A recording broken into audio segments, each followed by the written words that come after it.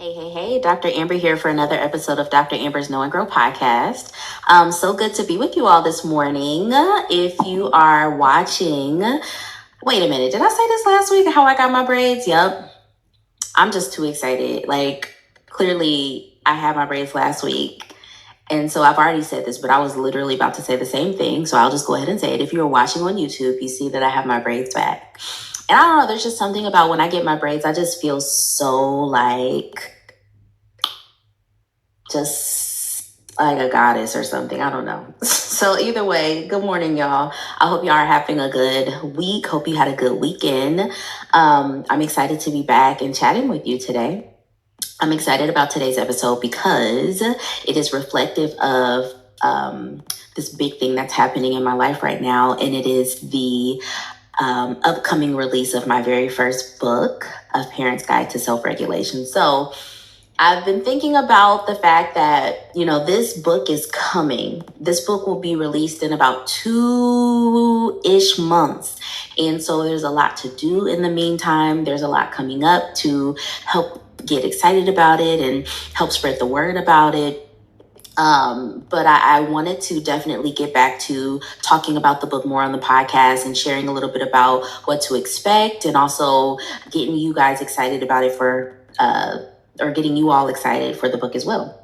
So today's episode is going to kind of highlight one of the chapters in the book a bit, and I hope that you find it helpful.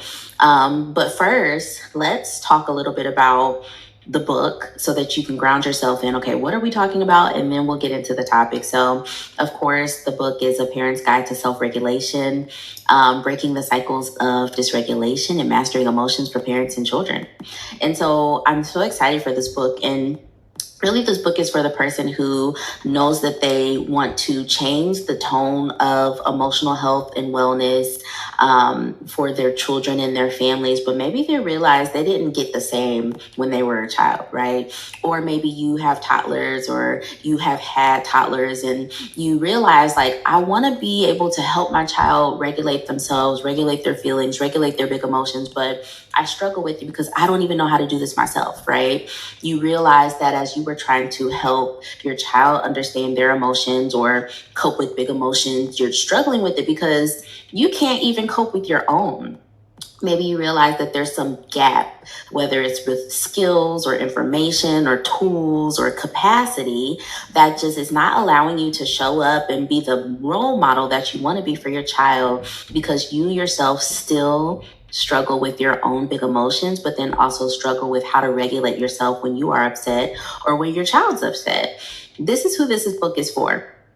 This book is also for the person who maybe realizes that they still have some healing to do with regard to their own inner child, as far as not getting what you needed when it came to your own feelings. Maybe you were invalidated as a child. Maybe you were made fun of because of your emotions. Maybe you just didn't have anyone to teach you or model for you how to handle yourself when you get angry, worried, scared, frustrated, mad, right?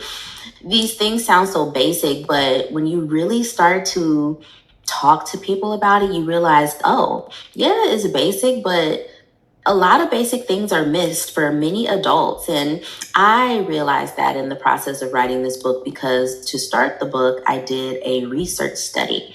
It was called The Parents, the Parent Self-Regulation Research Study. I did that in the summer of 2023. And really, I wanted to talk to as many parents as possible about their experiences of feeling dysregulated, feeling overwhelmed, feeling frustrated, feeling overstimulated, and what they do with that, how they cope with it. That was super helpful because if I didn't do that research study first, I would not have been able to really speak to, as well as I do in the book, speak to the actual experiences of parents with regard to feeling dysregulated.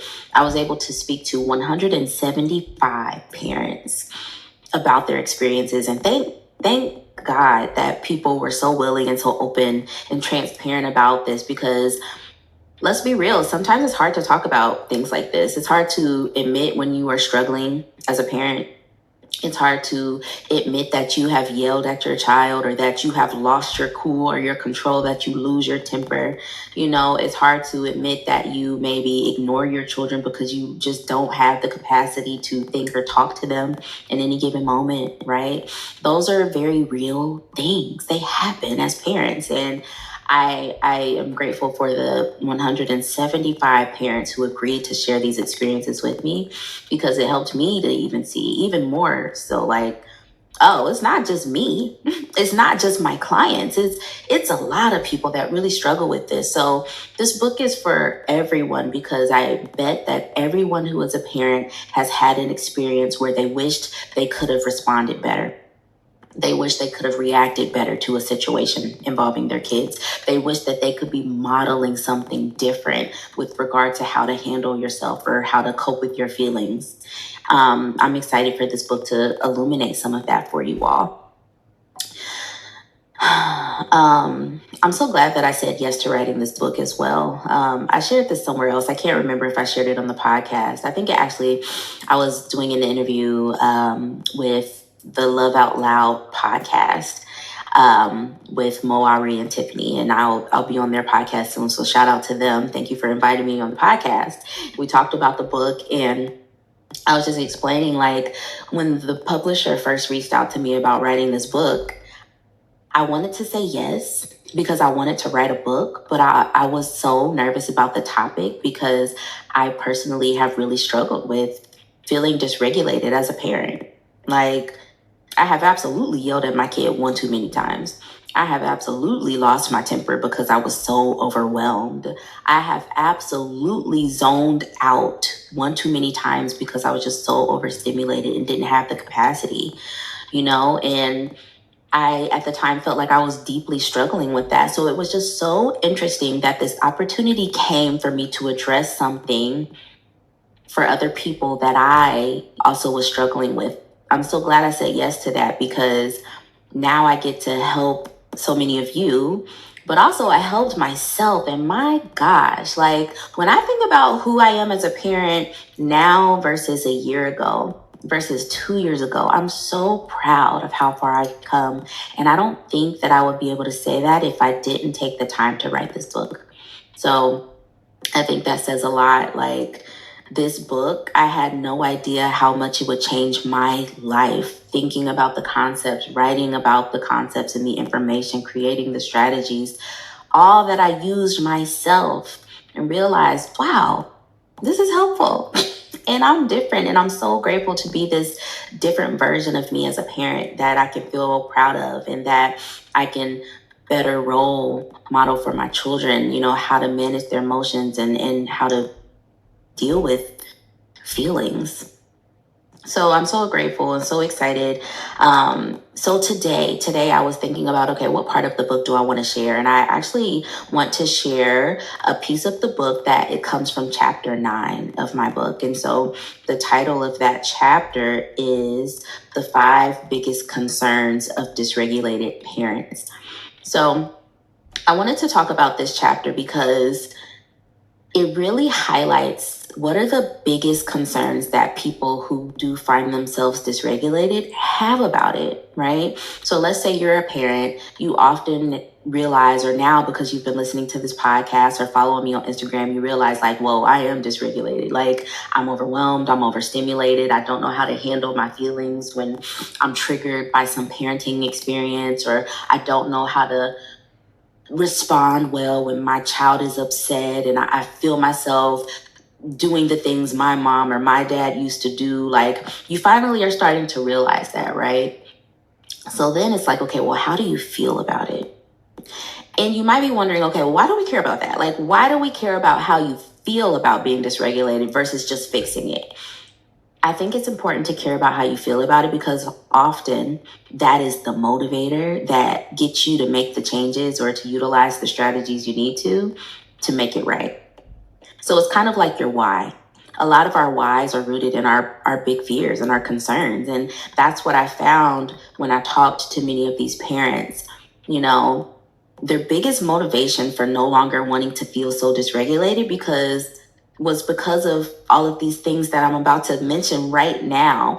There were some really big concerns that they had about what happens if I don't get this right? What happens if I continue to be dysregulated and, I never end up being the parent that I've always wanted to be? Or what happens if I'm never able to show up for my kids in the ways that I want to because I'm so bogged down with like feelings and anxiety and tension and overwhelm, right? So I want to talk through these 5 biggest worries that these parents had. And then for each worry, I got my notes here, I'm looking at them. For each worry, I'm going to read a passage from my book, A Parent's Guide to Self-Regulation, that addresses that specific worry. Okay.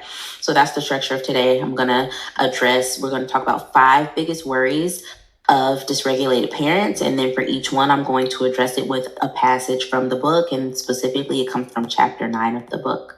Okay. Are you all ready? I hope you're ready. So sit back, relax, because this is kind of like another sample reading from the book. So, 5 biggest worries of dysregulated parents. Number 1, am I inadequate as a parent?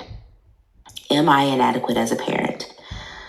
I forgot to mention that these worries are going to be in the form of a question. And it's because a lot of our worries that come up around parenting, we're questioning ourselves, we're doubting ourselves. And this was one of the biggest worries that I found these parents had that I talked to in our research study. Am I inadequate as a parent? They felt inadequate because, again, these feelings that they were having of feeling overwhelmed, feeling dysregulated, feeling frustrated, feeling anxious, it felt like they could not cope properly. It felt like they couldn't show up in the ways that they needed or in the ways that their child needed them to show up. It felt like a big barrier that they couldn't overcome. And so they started to ask, well, am I inadequate as a parent? Am I a good parent is essentially what that question is. It's really painful and scary and embarrassing, shameful to be in the place where you're asking yourself, am I a good parent? Am I inadequate as a parent? And again, y'all, you would be surprised how many of us have been there, hopefully temporarily. But there are so many people who really question that. And a lot of it is because they are just struggling with how to manage life and stressors, right? So I pulled this passage from the book to address this question of, am I inadequate as a parent? Your biggest fear may be that you are inadequate as a parent, and because you are inadequate, you may cause harm or not properly equip your child with the tools they need to navigate the world around them. However, instead of believing that you are inadequate, I challenge you to understand that as a parent, every moment with your child is a learning opportunity. Even the mistakes and the mishaps are there to teach you more about your child and more about yourself. Therefore, you are not inadequate, and instead, you're learning to navigate a world that often feels overwhelming, tiresome, and full of high demands. You are learning more and more every day, and you have grown far more than you realize. So I hope that comforts anyone who has questioned if they are inadequate as a parent, especially if it's because you're feeling dysregulated. I hope that brings you some peace and also encourage you to utilize the tools around you, whether it's through support from other people or the tools in this very book, A Parent's Guide to Self-Regulation, that can help get you to the other side of this. Number 2, am I setting a bad example for self-regulation for my kids? Am I setting a bad example of self-regulation for my kids?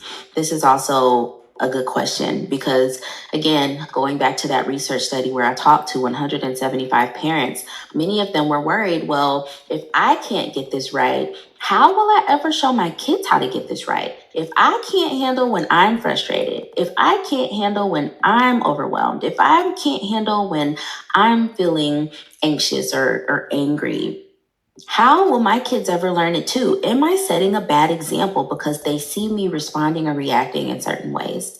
Okay. Again, so many people find themselves in this situation. And it's funny, this is something we often question because parents are humans. That is just, if anything, me writing this book has further solidified for me that yes, I can do a lot of work for myself and I can, work on my parenting and all of that. But like at the end of the day, I'm still a human. I'm still going to continue to make mistakes. Yes, I can become a parenting author and, a parenting expert in my field and all of that. But guess what? I'm still going to make mistakes because I am a human. All right. And so oftentimes when we find ourselves making mistakes or if we feel like we're making too many mistakes, it's like, well, am I setting a bad example for my child? So if you feel like you've been questioning that of yourself, I want you to listen to this. Again, another passage from the book. You may fear that your children will learn bad habits and negative ways of coping with their own challenges as a result of your bad examples. But what if you're not setting a bad example at all? What if instead you are showing your children that you are human and so are they? I urge you to see that as a parent, it is okay to make mistakes, and even more important, for your children to see you making mistakes. This normalizes the process of learning and helps them to have compassion for themselves when they make too many mistakes, too. So, no, you are not setting a bad example, but instead, you are demonstrating the beauty in humanity, what it means to have compassion for yourself in the process. So, it's important to remember and honor our humanity, especially as we are learning a new skill, especially as we are learning something new. So again, I encourage you, if that was something you're struggling with, I hope that that brings you some peace and some comfort and encourages you to keep pushing forward with challenging yourself to learn some new ways of being as a parent, learning some new ways to show up, learning some new tools for self-regulation, which you can do in the book. So I hope you pre-order the book so that you can keep moving forward in this journey. Number 3, am I repeating a pattern of parenting that I grew up with? I'm going to say that one again. Am I repeating a pattern of parenting that I grew up with? This is also, again, I found through that research study, a very legitimate concern and fear for myself as well. I think specifically for millennials and Gen Z who are parenting right now, there is something about our level of awareness with regard to what we received as children and from our parents and what we also want to give to our children and our parents, specifically around emotional health, emotional well-being, mental well-being, relationship attachment, right? And with that, we are highly sensitive, maybe even a little hyper focused on, okay, am I doing the things that I know I didn't like or enjoy as a child to my children? Am I recreating or just am I showing up as my parents in this situation when I know I want to do something different? Right? That's the question. So I want to read this passage to you if this is something that you are struggling with. You fear repeating a pattern of parenting that you dislike and that you may become just like the parent that you've always feared, resented, or now have complicated feelings for because of how they parented you. However, what if you're not repeating that pattern at all? Could you instead see that you are working through a courageous process of unlearning that can take years? Many people are unable to break generational cycles because it's difficult. And yet you are still choosing to work through yours every single day. Therefore, no, you are not repeating a pattern of broken parenting. And instead, you have committed to a lifelong process that is challenging and has already begun to pay off. Your children have already benefited from you and your commitment to create a new parenting norm. And they will continue to benefit because you are choosing to do something different. Amazing. I love these passages because it also is helping you to have a different perspective for what you're experiencing. And that is so important when you are going through a challenge, when you are going through a struggle and you're wanting to make a change or make a shift, right? If we are viewing it in this very negative way or in this way that demoralizes us or doesn't shed light on any of our strengths, it's really hard to change. Instead, we have to shift the focus and see, okay, where are the strengths here? Or how can I see this from a different perspective so that I can then feel more motivated, feel more encouraged, and move in the direction that I want to go? So again, I hope that that passage did that for you as well, because this is a lifelong process. And I hope that this book will help to take you on that lifelong process and also help you realize, like, this is not something that's one and done. These are tools, these are strategies, these are reframes, these are perspectives that you have to carry with you in your parenting journey.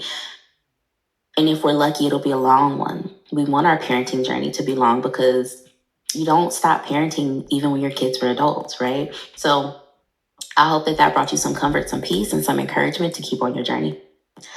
Number 4, how will I ever learn to self-regulate when times are always hard?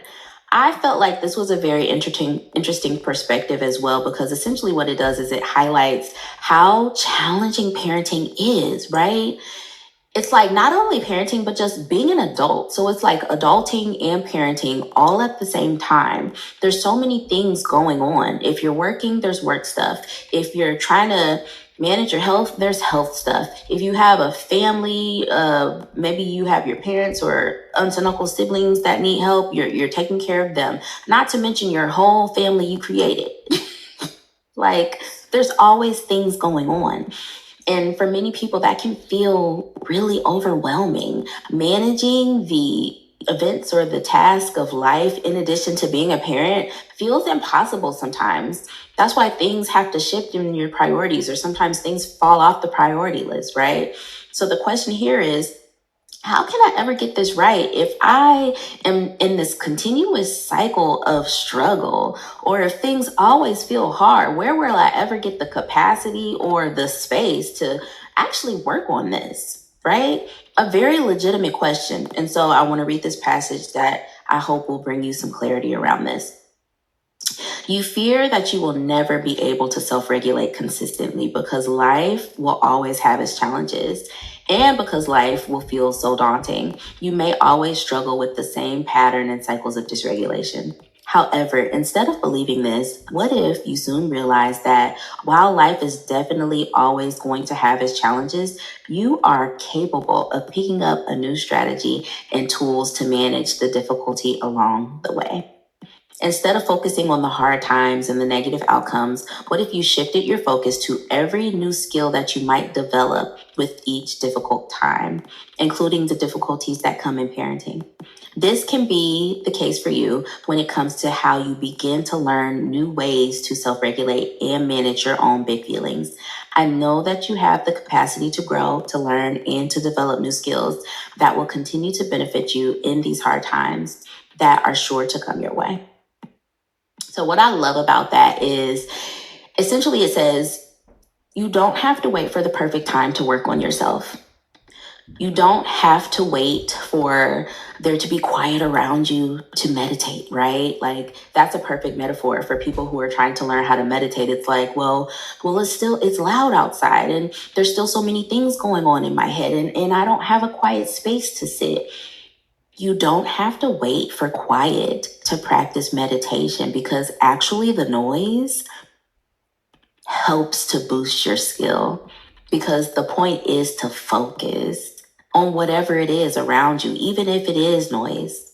So that's what I want you all to realize if you're struggling with that piece. You know, life is so hectic. Life feels so chaotic. There's always something. When it rains, it pours. But guess what? These are almost like opportunities to practice, right? Like, how could you practice managing dysregulation if you never get a little dysregulated, right? Like, how can you practice utilizing self-regulation skills if you are not getting a little frazzled, right? Like, these are opportunities to learn, opportunities to grow. These are opportunities to put these tools into place. And guess what? You don't even have to come up with the tools or the strategies, because I did that part for you. So really, all you have to do is utilize the information that is being given to you in this book and apply them to those hard times.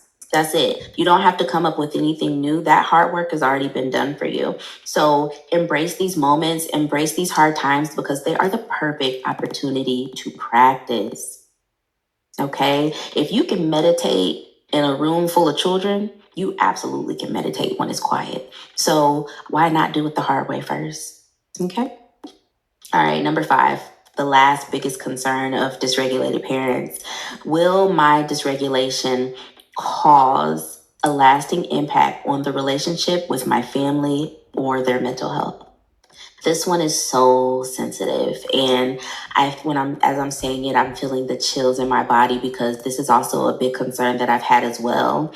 You know, all the times that I've messed up, all the times that I've raised my voice, all the times I've lost my temper, all the times I didn't handle feeling overwhelmed well. Did that mess something up? Did it mess up the relationship between me and my child? Do they see me differently now? Can this be repaired? Right? That is such an honest and innocent question that I think so many parents have. It also reminds me of the guilt that often comes when we make a mistake as a parent with our children specifically. The guilt that, I know what I said or what I did wasn't the best. I know that was not right. And I feel so terrible because we love our kids so much, right? But that's the thing, like, and this is this actually needs to be another whole thing. Love doesn't mean that you're always going to get the things right. I love my kids so much and I've made so many mistakes, okay? My mistakes don't mean I don't love my children. I love them more than anything. And yes, I still make mistakes. And same for you. I know how much you love your children. I know how much you love your babies. And guess what? You're going to still make mistakes. And those mistakes you made in the past, those really big ones that you still feel so terrible about, have nothing to do with how much you love your children. I know that. And I wrote this book for you because I know that there are people out there who are trying so hard to get it right, and because maybe they didn't receive it as a child, or because no one told them how to feel their feelings or how to express themselves or how to handle challenges. They're struggling right now because parenting is a real fucking challenge. So I see you. I see how much you care about your kids. And this question of, will my dysregulation cause a lasting impact on the relationship with my children or their mental health? I get why you're asking that. And so I want to read this passage to bring you some peace and comfort and encouragement. You fear that every time you lose control and succumb to your dysregulated state, you are hurting your family. You worry that you will yell, scream, snap, or become irritated with your children one too many times, and it will permanently damage the relationship and bonds you've worked so hard to cultivate with them. However, you are bigger and much greater than your mistakes. Additionally, while ruptures in relationships can hurt, especially those ruptures with your children, repair matters so much more and has the power to heal any rupture that may have occurred. Remember that in parenthood, you will make mistakes. Even after you've read this entire book front to back 10 times over, you will continue to mess up or say the wrong things because you are human. And that doesn't necessarily inherently harm your children. Rather, the disinterest in repair and lack of accountability is what can cause long-term damage. Your effort to understand yourself and to do something different, especially by using this book as a tool, is an indication that you want to change and that your relationship with your children matters greatly. Therefore, focus less on the mistakes and huge emphasis on repair. How can you acknowledge that something has happened, repair the hurt feelings, and then move on even better? I trust and believe that you are capable of that beautiful reality. Wow. That brought me peace. It was like I didn't even write it. It was like I was reading to myself. I don't know about you all, but that really comforted me because it's true. We're so much bigger than our mistakes. And I think oftentimes when we make a mistake or we feel like we're not doing the right thing, there's so much focus on the thing that we did, but we forget that, hey, there's this opportunity to repair. We get to fix it. And oftentimes when we fix things with our children through an apology, through acknowledgement, through helping them cope with the feelings that are coming up for them, we prepare even stronger. It heals the bond. It's like this powerful thing that just makes the relationship even better. So guess what? It was never the mistake. It was never the thing you did. that's not the issue, but rather, just like the passage said, a disinterest in acknowledging what happened or lack of accountability. But guess what? I know that that is not you. You're listening to this podcast because you are interested in wanting to repair what happened. You are interested in taking accountability. And that is the thing. That right there is where the power is. And so I just want to encourage all of you, if you have had any of these 5 concerns or all of them, I got you. There is help. Help is coming. Help is on the way. And I know that you can get to the point where you're feeling better as a parent because you know how to better regulate yourself, your feelings, your physical body, your emotional self, your mental health. It can be regulated. And I'm so excited for you all to pre-order my new book, A Parent's Guide to Self-Regulation, released June 18th. But until then, you can definitely pre-order your copy on Amazon, Target, Walmart, Barnes & Noble. It's basically everywhere at this point. So pre-order your copy so that you can receive it on June 18th and we can read it together. So excited for this. I hope you all enjoyed this today. Again, head to my website, www.dramberthornton.com. You can pre-order your book there, or wherever you want to buy your books, you can buy it there. I hope you all enjoyed this episode today. Give me a shout out on YouTube. Let me know what was your favorite part in the episode, and also maybe what was the biggest concern for you. If you're listening on a podcast app, make sure to leave me a rating, 5 stars, and a review of how you enjoyed today's episode. And also share this episode with someone else so that they can know that they too can shift some things in their parenting so that they are no longer as dysregulated. And then also pre-order the book for them. Okay, pre-order it as a gift to them. Maybe send them the link and just say, hey, I'm going to get this book for you, or hey, you should get this book. Ask them to get it for someone else. I think we need to really spread the word about this book because so many of us are really wanting to shift things in our parenting that are rooted in our emotional health and well-being. And so it's so important. So I cannot wait for you all to enjoy this book. Okay, I hope you all have a great week and we'll talk soon. Bye.